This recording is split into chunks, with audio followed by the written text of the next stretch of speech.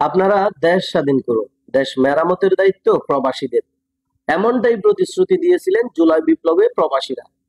প্রবাসীদের প্রতিশ্রুতি অনুযায়ী পুঙ্খানুপুঙ্খানুভাবে তাদের প্রতিশ্রুতি তারা রক্ষা করেছেন, যার প্রমাণ ডিসেম্বরে এলো রেকর্ড পরিমাণ রেমিটেন্স।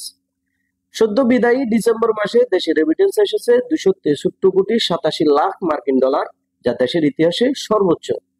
একক মাস হিসাবে আগে কখনো এত পরিমাণ রেমিটেন্স আসেনি।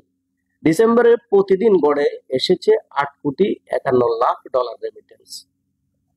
জানুয়ারি মাসের 1 তারিখে বাংলাদেশ ব্যাংকের হালনাগাদ প্রতিবেদন থেকে এই তথ্য জানা গেছে। এতে বলা হয়, গত ডিসেম্বর মাসে দেশে এসেছে 263,87,80,000 ডলার। গত বছরে একই সময়ে এসেছিল 199,12,60,000 ডলার।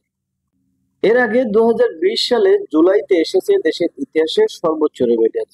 সে মাসে প্রবাসীরা দেশে পাঠিয়েছে 259,82,00,000 রেমিটেন্স। তবে এবার ভাঙলো সে রেকর্ড। ডিসেম্বরে রাষ্ট্র মালিকানাধীন ব্যাংকগুলোর মধ্যে এসেছে 72,20,000 মার্কিন ডলার। এছাড়াও বিশেষায়িত ব্যাংকের মাধ্যমে 11,27,20,000 ডলার, বেসরকারি ব্যাংকের মাধ্যমে 179,86,50,000 ডলার ও বিদেশি খাতের ব্যাংকগুলোর মাধ্যমে এসেছে 74,00,000 রেমিটেন্স। তবে গত জুন মাসে 253,86,00,000 রেমিটেন্স আসার পর চলিত অর্থ বছরে প্রথম মাস জুলাইয়ে প্রবাসী আয় এসেছিল প্রায় 191,00,00,000 মার্কিন ডলার, যা গত 10 মাসের মধ্যে সবচেয়ে কম প্রবাসী আয় ছিল। তবে অন্তর্বর্তী সরকার গঠনের পর পরিস্থিতি স্বাভাবিক হতে শুরু করে। এর ধারাবাহিকতায় গত আগস্টে 222,13,20,000 মার্কিন ডলার রেমিটেন্স দেশে পাঠিয়েছে প্রবাসীরা। এছাড়াও গত সেপ্টেম্বরে দেশে এসেছে 240,47,90,000 ডলার রেমিটেন্স। অক্টোবরে এসেছে 239,50,80,000 মার্কিন ডলার, আর নভেম্বরে এসেছে 219,95,10,000 মার্কিন ডলার রেমিটেন্স।